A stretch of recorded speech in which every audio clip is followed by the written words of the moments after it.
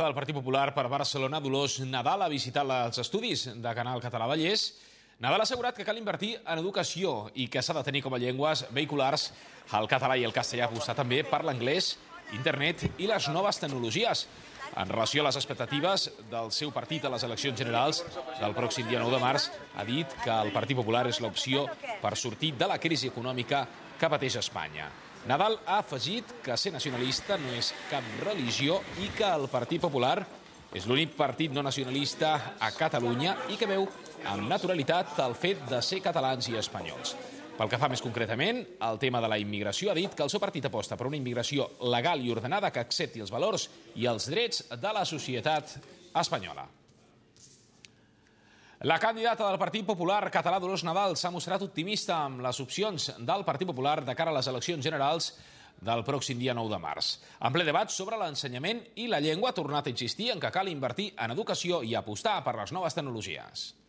Pensi que el futur de Catalunya ens el juguem en un món globalitzat. Per tant, ens juguem el nostre futur en un món global. Per participar en aquest món, el que necessitem nosaltres són gent formada, gent molt ben formada, perquè si no nosaltres no podrem competir. És que, a més, no ens convé tornar a competir amb baixos preus. A nosaltres ens convé competir en innovació. Doncs espero el millor dels resultats, perquè estem davant d'una crisi que ja el senyor Zapatero haurà de deixar de negar. El senyor Zapatero ens està enganyant, ens està dient que no hi ha crisi, està mentint a tots els catalans i a tots els espanyols, i els ciutadans sabem que en una situació d'aquestes qui està millor preparat i qui pot fer millor front a aquesta crisi és el Partit Popular. Per tant, estic absolutament segura que tindrem un magnífic resultat. Els ciutadans saben que en una situació com la que deixarà el senyor Zapatero, qui ha de gestionar aquesta situació, qui pot tirar endavant això,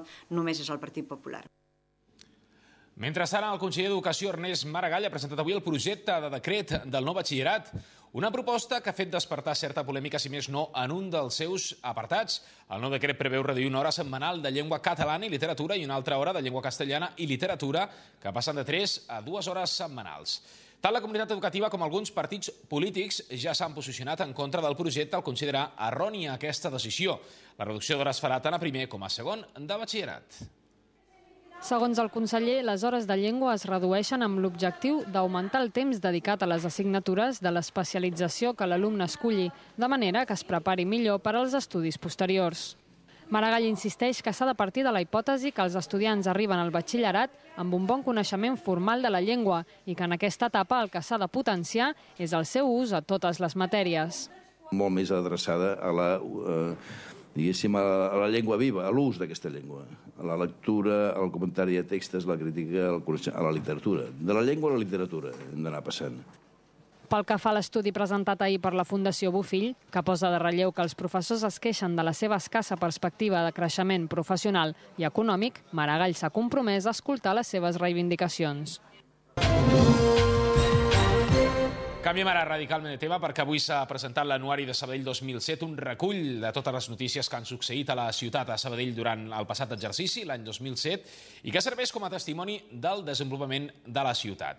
Aquest és el segon volum d'un projecte que va començar l'any passat, que va néixer, que tindrà continuïtat amb periodicitat anual. L'Anuari té un cost, té un preu de 5 euros i es posarà a la venda a partir del pròxim dissabte, dia 26 de gener. L'Anuari està vinculat al Diari de Sabadell i el podem trobar als quioscos i llibreries a la ciutat. El projecte, que també aposta per la imatge, dedica molt espai a les fotografies plasmades des d'un punt de vista periodístic i també artístic. El llibre es presentarà demà públicament i comptarà amb la presència en aquest acte del periodista de La Vanguardia, Víctor Amela. Aquest, l'Anuari de Sabadell, recull totes les notícies de l'any de caire polític, cultural, social, econòmic i esportiu, però sempre des d'un punt de vista periodístic, sense partidismes ni afiliacions, ja que forma part d'un projecte independent. És un llibre on recollim totes les notícies que han passat a Sabadell durant tot l'any. És una mica un llibre que serveixi de testimoni per tot el que ha passat a la ciutat. Són notícies que ja han aparegut a la premsa, a la tele, a la ràdio, al diari, però que són actualitat en aquell dia i després una mica es perden perquè ja ningú se'n recorda. Aquest testimoni el que vol fer és recollir-les i que quedin per sempre.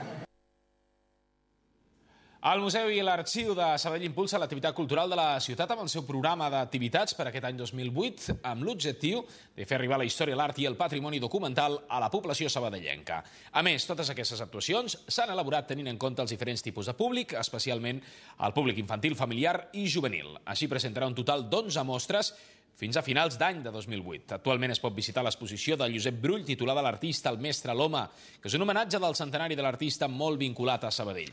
Fins a finals del pròxim mes de febrer trobem també la col·lecció d'autoretrats de la família Murguí, Cultura a Cultures.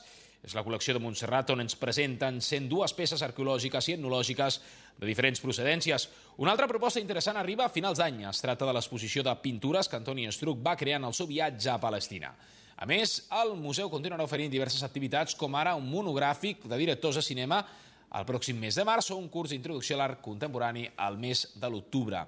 El Museu d'Art, per cert, aquest any continuarà impulsant les tasques de manteniment de fons del museu, així com les feines de restauració i les tasques de documentació, com seguir amb la implantació del sistema de documentació Museu Plus, que ja va iniciar-se l'any passat.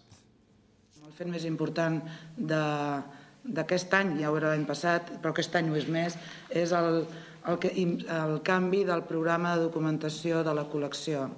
Hem passat del DAC, el programa que ens oferia la Generalitat, el Servei de Museus de la Generalitat, a un altre Museu en Plus, un altre programari informàtic que també ens ofereix la Generalitat i, com podeu imaginar-vos, suposa un gran trasbals, una gran quantitat d'hores de feina aquest canvi de revisió de dades i de traspàs d'informació. I des d'avui, a partir d'avui, es pot navegar per la nova web de la Ciutat de la Música de Sabadell. El nou portal serà un instrument que informarà de l'evolució del projecte i que també servirà per recollir les opinions ciutadanes sobre aquest nou projecte. La nova web també vol convertir-se en una nova eina d'informació i difusió per a les entitats musicals, per la qual cosa el portal de la Ciutat de la Música contindrà els enllaços dels seus webs. El nou web de la Ciutat de la Música ja està en funcionament. La nova pàgina integrada al portal de l'Ajuntament està disponible a sabadell.cat/Ciutat de la Música. El projecte informarà de l'evolució del futur equipament que s'ha de convertir en un centre de referència tant nacional com internacional, de la formació, la creació i la difusió musical. La nova web tindrà una vessant informativa i una altra participativa amb l'objectiu de crear una major interactivitat amb els visitants, on també es podran descarregar l'actual document de l'avantprojecte. El que vol aquesta pàgina és estar al dia amb respecte al projecte, per tant, ser un punt d'entrada per tots els ciutadans que vulguin consultar en quin moment ens trobem en el projecte, quins són els últims documents elaborats i per tant, de quins aspectes anem parlant, i al mateix temps també ser un punt de contacte amb la ciutadania i que per tant tant les persones perquè els interessa la cultura com professionals del món de la música que poden tenir un interès també més professional en aquest sentit d'acostar-s'hi, també puguin interactuar i tenir una relació directa amb el projecte. A més, el nou portal, al qual es podrà accedir tant en castellà com en català, permetrà consultar les últimes novetats i notícies sobre l'evolució del projecte de la Ciutat de la Música, així com totes les informacions que s'hagin publicat al respecte. Aquest projecte ha d'estar a la xarxa a través de la seva pàgina web. També dir que aquesta pàgina web no només dona informació exclusiva del projecte Ciutat de la Música, sinó també de la música a la ciutat de Sabadell. Per tant, des d'aquesta pàgina web es podrà també tenir accés a totes les entitats musicals de la ciutat. El nou emplaçament està previst instal·lar a més d'un teatre a l'Escola de Música, el Conservatori, l'Escola d'Òpera i la futura Escola Superior de Cant de Catalunya. El projecte compta amb el suport de la Generalitat de Catalunya, que aportarà 90.000 euros. L'objectiu consisteix, entre d'altres, en fomentar entre la ciutadania valors com ara la solidaritat, el respecte a la diferència i la interculturalitat. L'Oficina de Nova Ciutadania de Sabadell continuarà desenvolupant diferents activitats de sensibilització adreçades a escolars i a la població en general. En concret, dins el programa municipal Ciutat i Escola, l'oficina realitzarà un total de 187 tallers on es preveu una participació de fins a 6.000 alumnes que es dedicaran a 12 activitats de diferent tipologia. Unes activitats per les quals l'Ajuntament de Sabadell rebrà una subvenció de 45.000 euros per part de la Secretaria d'Estat d'Immigració i Emigració del Ministeri de Treball i Afers Socials. Aquesta, la subvenció, servirà per finançar el 20% del projecte.